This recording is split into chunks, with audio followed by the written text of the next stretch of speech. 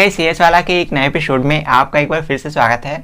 Guys ऐसा कि आप जानते हो कि हम लोग 11th क्लास की कंप्यूटर साइंस का 4th चैप्टर जिसका नाम है Boolean algebra and logic gates को पढ़ रहे थे और अब तक हमने इस चैप्टर के 5 ट्यूटोरियल्स को कंप्लीट कर लिया है। आज का वीडियो लेक्चर इस चैप्टर का 4th चैप्टर का पार्ट नंबर 6 है, छठा पार्ट है। और आज के इस वीडियो में हम जानने वाले हैं ट्रुथ टेबल के बारे में। ट्रुथ टेबल को हिंदी में कहते हैं सत्यता सारिणी। तो ये सत्यता सारिणी क्या होती है इस वीडियो में मैं आपको बहुत डिटेल्स में बताऊंगा और साथ ही साथ हम ये भी जानेंगे कि ट्रुथ टेबल के अंदर ट्रुथ वैल्यूज क्या होती हैं और ट्रुथ वेरिएबल्स क्या होते हैं और उसके बाद जानेंगे कि हम ट्रुथ टेबल को क्रिएट कैसे कर सकते हैं, उसको बना कैसे सकते हैं। तो गाइस ट्रुथ टेबल से रिलेटेड सारी की सारी जानकारी आपको इस वीडियो में मैं आपको देने वाला हूं। तो इस वीडियो को पूरा आखिर तक जरूर से देखिएगा। अगर आप कंप्यूटर के स्टूडेंट हो तो आज वाला वीडियो आपकी बहुत काम आएगा। तो वीडियो को स्टार्ट करने से पहले एक जरूरी सूचना कि अगर आप 11th क्लास की कंप्यूटर साइंस या 12th क्लास की कंप्यूटर साइंस का कोई भी चैप्टर पढ़ना चाहें, कोई भी टॉपिक पढ़ना चाहें तो सारी की सारी चीज़ें आपको हमारे चैनल पर मिल जाएगी। तो अगर आप चैनल पर विजिट करते हो तो आपको 11th क्लास का पूरा कोर्स, 12th क्लास का पूरा कोर्स, सारे के सारे चैप्टर्स के अंदर सारे के सारे ट्यूटोरियल्स सब आपको सीरियल से अरेंज मिल जाएगा। तो चैनल पर विजिट करके आप किसी भी कोर्स को बिल्कुल फ्री में पढ़ सकते हो। तो चलिए इसे स्टार्ट करते हैं आज का ट्यूटोरियल। मगर उससे पहले मेरा नाम है सौरभ, आप देख रहे हैं सीएस वाला। तो चलिए स्टार्ट करते हैं।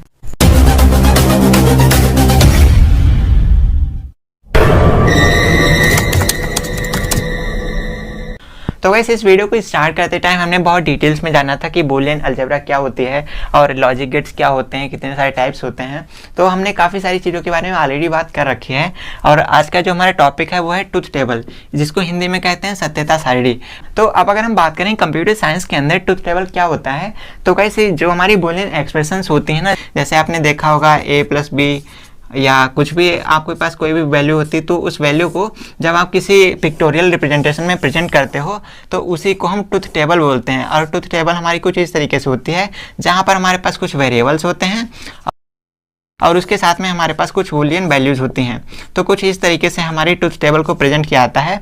तो ट्रुथ टेबल क्या होता है? ट्रुथ टेबल हमारी किसी भी बूलियन एक्सप्रेशन का क्या होता है? पिक्टोरियल रिप्रेजेंटेशन होता है। क्या होता है?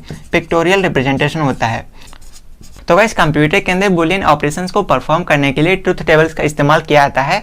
अब इसका इस्तेमाल क्यों करते हैं, इसको हम क्यों क्रिएट करते हैं? तो इसको क्रिएट करने का फ़ायदा होता है, क्या फ़ायदा होता है कि कई बार ऐसा होता है कि हमें कुछ चीज़ें बहुत आसानी से समझ आ जाती हैं। अगर हमारे पास कोई सवाल है, कोई न्यूमेरिकल है, उसको हम पढ़ते हैं, उसमें फॉर्मूले को अप्लाई करते हैं तो वो हमें बहुत आसानी से समझ आ जाता है। अब कंप्यूटर के अंदर काफ़ी सारी ऐसी कॉम्प्लेक्स चीज़ें होती हैं जो हमको लिखी हुई रखी हैं, अगर हम उसको पढ़ लेते हैं तो वो हमको समझ में नहीं आती हैं। तो ऐसे ही कंप्यूटर के अंदर जो बूलियन अलजेब्रा होती है वहां पर जब हम अपनी बूलियन एक्सप्रेशंस को सॉल्व करते हैं ना, उसको एक्सपेंड करते हैं, तो वहां पर कई बार क्या होता है कि हमारा जो सॉल्यूशन होता है वो काफ़ी कॉम्प्लेक्स हो जाता है। तो ऐसे सिचुएशन में जब हमारा बूलियन एक्सप्रेशन थोड़ा कॉम्प्लेक्स होता है तो वहां पर हम ट्रुथ टेबल का इस्तेमाल करते हैं, इनको बनाते हैं और इनके अंदर हम क्या करते हैं, इनके अंदर अपनी वैल्यूज़ को इनपुट करते हैं और उसके बाद में इनपुट करने के बाद इनको कैलकुलेट करके हम अच्छा सा अपना आंसर ला सकते हैं, अपना आउटपुट ला सकते हैं। तो ये तो बात हो गई ट्रुथ टेबल के बारे में कि सत्यता सारिणी क्या होती है। तो सत्यता सारिणी एक पिक्टोरियल रिप्रेजेंटेशन होता है। किसका होता है? बूलियन एक्सप्रेशंस क्या होता है, यानी कि बूलियन एक्सप्रेशंस को सॉल्व करने के लिए जो पिक्टोरियल रिप्रेजेंटेशन हम क्रिएट करते हैं उसे ही हम ट्रुथ टेबल या बोले तो सत्यता सारिणी बोलते हैं। अच्छा, दूसरा पॉइंट यहाँ पर दिया गया है कि ये ट्रुथ वैल्यूज क्या होता है और ये वेरिएबल्स क्या होता है। तो गाइस हमारी जो ट्रुथ टेबल होती है ना उसके पार्ट होते हैं। कौन से पार्ट होते हैं? जैसे ये हमारा ब्लूप्रिंट होता है ट्रुथ टेबल का, कुछ इस तरीके से उसको हम बनाते हैं। अब यहाँ पर क्या होता है गाइस, जैसा कि यहाँ पर लिखा हुआ है ट्रुथ वैल्यूज और वेरिएबल्स। तो हमारे कंप्यूटर के अंदर जो हमारी ट्रुथ टेबल होती है तो इसके अंदर ये हमारे वेरिएबल होते हैं। जैसे ये a है, b है, c है, तो यहाँ पर हम मान सकते हैं, जैसे मान लेते हैं ये जो a और b है ये हमारे इनपुट है। ऑलराइट गाइस, ये हमारा इनपुट है और जो c है ये हमारा आउटपुट है। तो ऐसे में आपको पता होना चाहिए जो वेरिएबल्स होते हैं ना ट्रुथ टेबल के अंदर, तो ये वेरिएबल दो टाइप के होते हैं। जो वेरिएबल होते हैं वो दो टाइप के होते हैं, एक होता है इनपुट वेरिएबल और एक होता है हमारा आउटपुट वेरिएबल। तो ऐसे में दोस्तों यहाँ पर जो वेरिएबल डिक्लेयर करते हैं, जैसे a है, b है, तो ये दो वेरिएबल हैं, ये हमारे इनपुट वाले वेरिएबल हैं। अब इनको प्रोसेस करके, इनको कैलकुलेट करके जो हमें आउटपुट मिलेगा तो वो हमारा इसमें आएगा और इस वाले वेरिएबल को हम आउटपुट वेरिएबल बोल देंगे। तो आपको पता होना चाहिए। तो ये तो हो गया हमारी वेरिएबल की बात। अब ये ट्रुथ वैल्यूज क्या होती हैं? तो गाइस ट्रुथ वैल्यूज ऐसे वैल्यूज को कहा जाता है जिनके बेसिस पर हम अपनी ट्रुथ टेबल को फिल करते हैं, डेटा को इनपुट करते हैं, उसको प्रोसेस करके कुछ आउटपुट मंगवाते हैं, तो उसको हम ट्रुथ वैल्यूज कहते हैं। जैसे कि हमारा 0 है और 1 है, तो 0 और 1 हमारा क्या हो जाएगा, ट्रुथ वैल्यूज हो जाएंगी। ऑलराइट गाइस, तो ये कुछ बेसिक बातें हैं, ये आपको पता होनी चाहिए। अब हम बात करते हैं कि ये ट्रुथ टेबल को क्रिएट कैसे करते हैं। तो इसको क्रिएट करने से पहले गाइस आपको ये पता होना बहुत ज़रूरी है, और मैंने इस चैप्टर के अंदर, सॉरी गाइस, इस चैप्टर में नहीं, जो हमारा 3rd चैप्टर था उस चैप्टर के अंदर मैंने आपको बताया था कि जो बाइनरी अरिथमेटिक्स होती है, जहाँ पर हम बाइनरी नंबर्स को, जिनको 0 और 1 को हम उसमें एडिशन करते हैं, सब्सट्रैक्शन करते हैं, मल्टीप्लिकेशन और डिवीजन करते हैं, तो वहाँ पर मैंने आपको बहुत डिटेल्स में सारी चीज़ें सिखाई हुई हैं। आपको 3rd चैप्टर के अंदर सब कुछ मिल जाएगा। तो अगर आपको वो सब करना आता है तो आप ट्रुथ टेबल को बड़ी आसानी से क्रिएट कर सकते हैं। तो गाइस, अब ट्रुथ टेबल को क्रिएट कैसे करते हैं, चलिए इसके बारे में बात करते हैं, मगर उससे पहले इसको थोड़ा सा इरेज कर देते हैं। तो गाइस, ऐसा कि मैंने आपको बताया, जो हमारी ट्रुथ टेबल होती है वो कुछ इस तरीके से होती है। कैसी होती है, कुछ इस तरीके से हम एक पिक्टोरियल रिप्रेजेंटेशन बनाते हैं।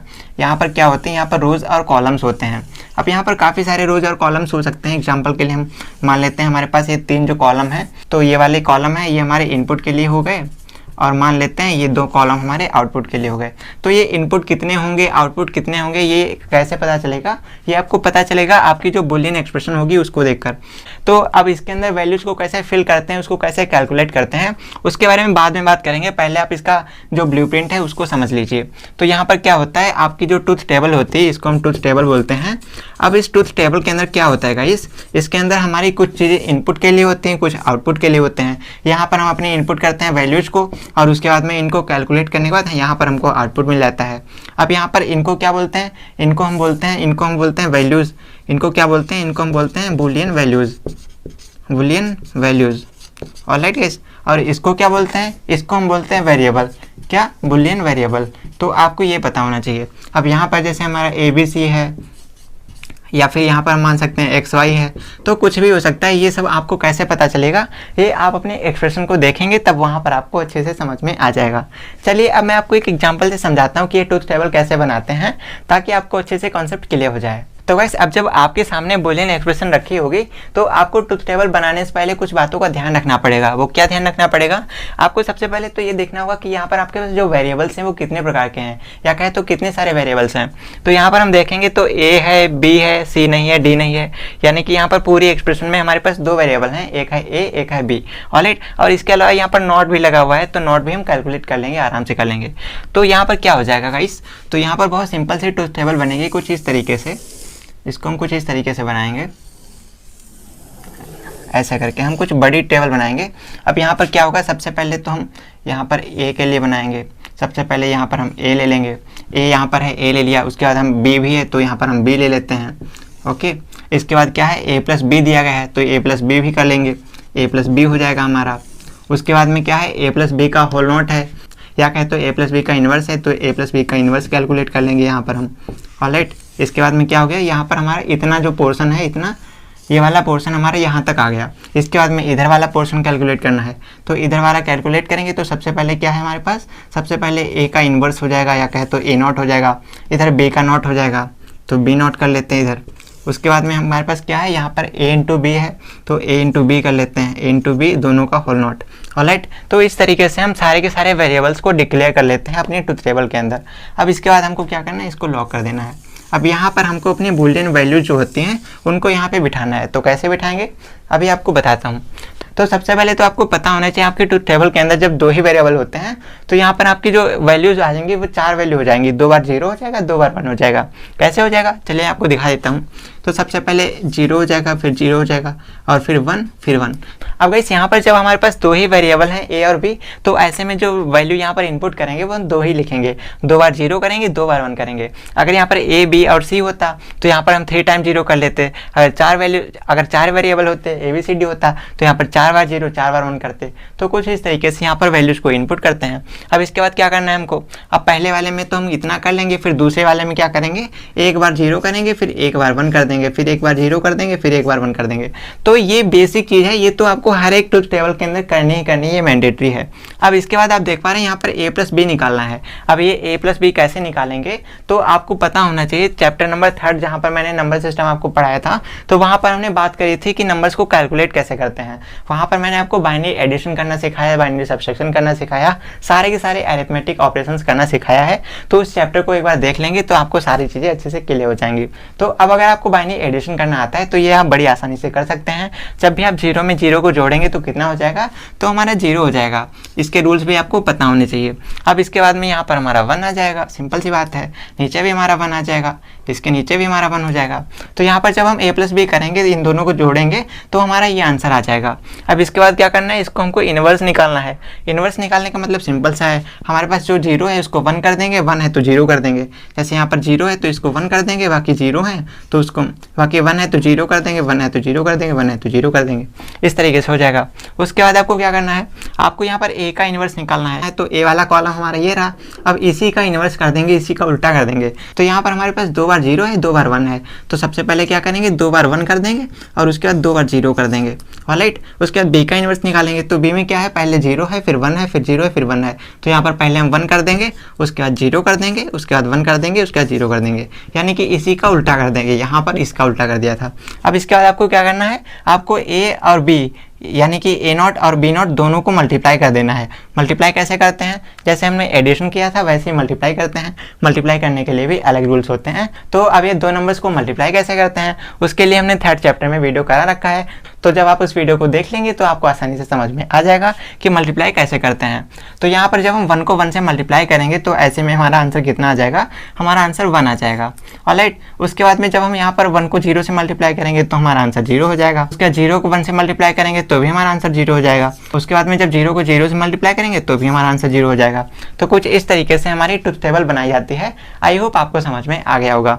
तो जब आप ट्रुथ टेबल बनाते हो ना, तो आपकी ये जो प्रॉब्लम थी इसका सोल्यूशन भी आपको मिल जाता है। कैसे मिलेगा, तो यहाँ पर आपकी जो इक्वेशन दी गई है ना, यहाँ पर मैं नीचे लिख लेता हूँ। यहाँ पर है a प्लस बी और इसका जो है होल इनवर्स है और इज इक्वल टू कितना है, a inverse into b inverse.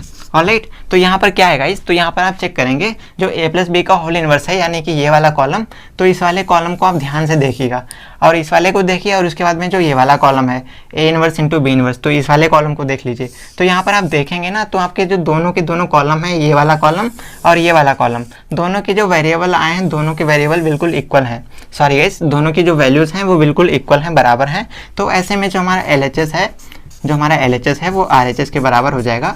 तो कुछ इस तरीके से ट्रुथ टेबल को क्रिएट करते हैं। आई होप आपको समझ में आ गया होगा। तो फिलहाल आज की इस वीडियो के लिए बस इतना ही। वीडियो आपको कैसा लगा कमेंट करके जरूर बताना। अगर आप कंप्यूटर के स्टूडेंट हो तो ऐसे में इस चैनल पर जरूर से विजिट करना। तो चलिए जल्दी मिलते हैं आपसे एक और नए वीडियो के साथ। वीडियो में यहाँ तक बने रहने के लिए आपका बहुत बहुत धन्यवाद।